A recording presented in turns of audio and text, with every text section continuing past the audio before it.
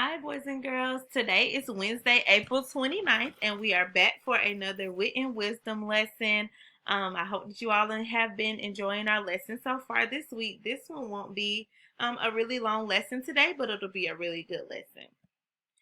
So, what we want to talk about our central message, we want to find our central message of this lesson. And so today we're not actually going to talk about the exact central message, but we're going to start answering some questions that will lead us to our central message on today. And that'll be a part of your must do for today.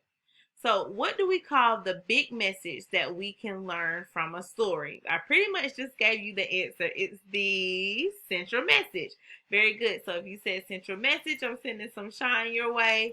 That's the overall message that we've learned from a story. So, you all know once we start talking about the central message, that means that soon we're going to be moving on to it, wrapping up this book and moving on to another book.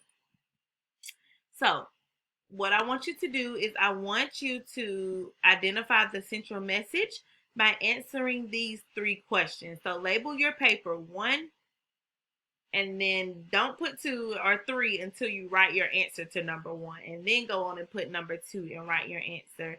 And then put number 3 and write your answer to that.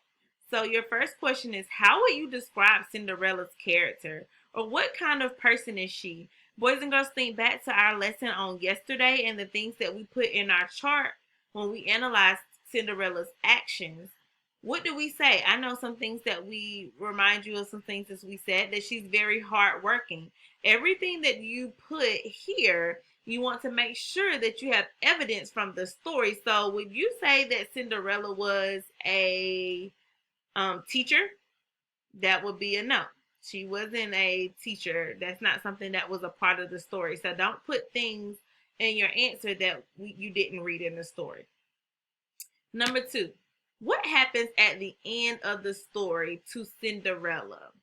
So what's some things that happen to her? And that actually is a very important question to ask, because when you do certain things, if you do good, you expect good. And if you do bad, then most of the time you kind of expect bad.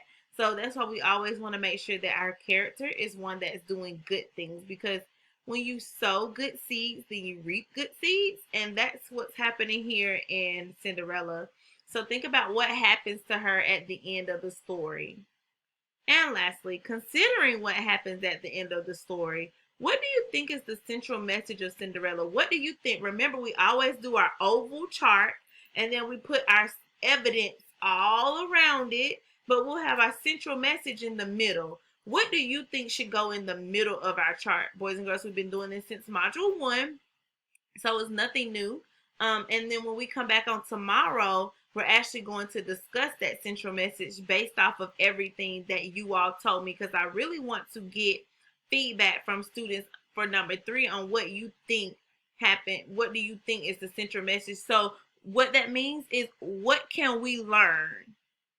What can we learn from this story? Do we learn that we should be good people? Do we learn that if you do mean things will happen to you? What are some things that we learned by reading this story? So remember, we always use a graphic organizer to help us when we start writing. And so we're writing all about opinions, and you all have pretty much started a little bit of this. We're going to get into it a little bit deeper. And so our craft question is, why is the structure of an opinion paragraph important? And here's the structure, and it spells out Oreo. So O is for opinion. You tell how you feel about the topic. So when we talked about popcorn and chips, I like chips, or I like popcorn. That's your opinion. Then you give a reason. When you said because whatever you said, that was your reason. And you can give some examples, but your reasons go in the middle as to how you support your opinion. And then lastly, you restate your opinion with the feelings. This is why I like chips better than popcorn. Some sentence starters is, in my opinion, I prefer, the best thing about, I feel, I think, I believe. Those are all when you hear sentences started that way, that is a clue that someone's giving you an opinion. So here's an example. I think the stepsisters are mean. So how do you feel about the stepsister characters? I think the stepsisters are mean. I'm going to mark my paragraph. Remember when we were writing informative paragraphs and we highlighted our paragraph with different colors? That's the same thing that we're doing here, only I am labeling our sentences with the O or the RE, which stands for reason. So your very first sentence of an opinion paragraph is always going to be you stating your opinion. I think, and then tell me what you think. The stepsisters are mean. That's their character trait.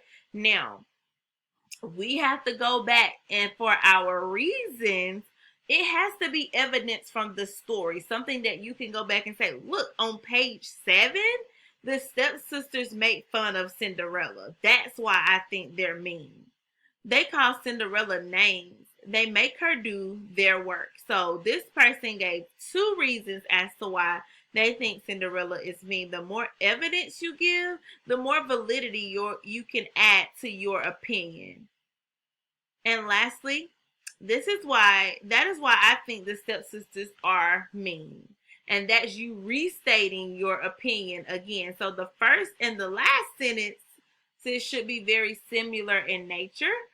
They should be saying pretty much the same thing, just like we did when we wrote our informative paragraph. That last sentence just restates whatever you're saying at the very beginning. Here are some resources that I have for you to take a look at as you're writing, as we begin to get into opinion writing. And these are just sentence starters, transition words. We always want to use some transition words in our writing. And then writing your conclusion statement of your opinion paragraph. And here is just a sample paragraph that you all can look over. And today, the most important part is your must do. So you have seen something like this before. And please keep, as you're doing your work today, keep your screen on this page to help you, because this is your writing for today. So your question is, do you like hamburgers or pizza? Now, this is a very hard decision for Miss Brandy, because if my husband's like, hey, you want to go to Five Guys? I'm like, yes, I want a burger. But then it's like, Grace might say, can we order some pizza? And I'm like, yeah, Papa John's.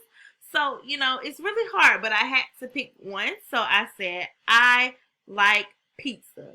And so your first sentence should start out with your opinion, and you're going to write, you're going to either write hamburgers or pizzas, and those words are right here for you to use as a resource. So we want to make sure that we're spelling them correctly. This is not the end of your sentence, so we're not going to put any punctuation here, because what you're going to do is you're going to come down and you're going to go ahead and give me your reason. I like pizza because there are many different types, period.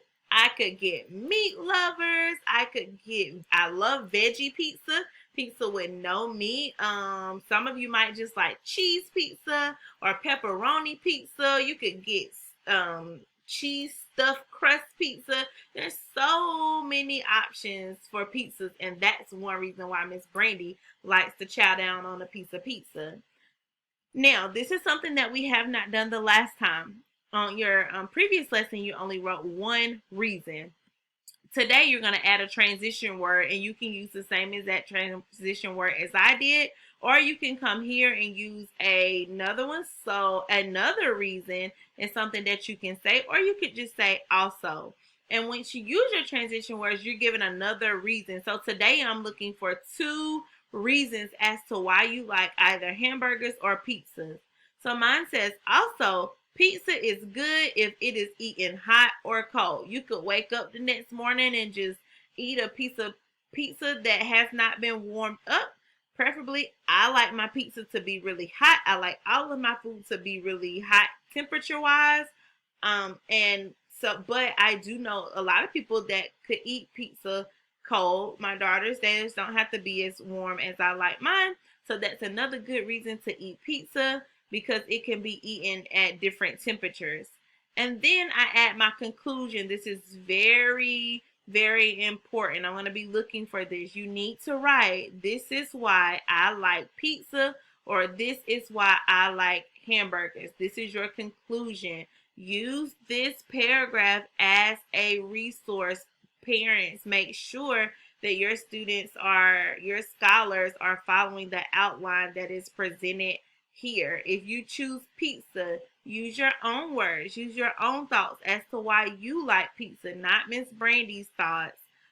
Again, so we have you stating your opinion, telling why this is your opinion, and then giving another opinion. I'm going to be looking for that transition word with another solid opinion, and then I'm looking for your conclusion. And boys and girls, that's all for today. So very short lesson.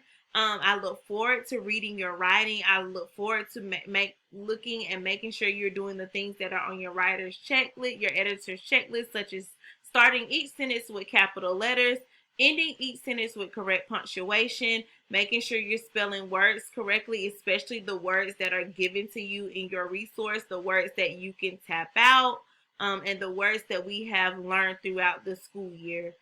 Again, look forward to your opinion writing.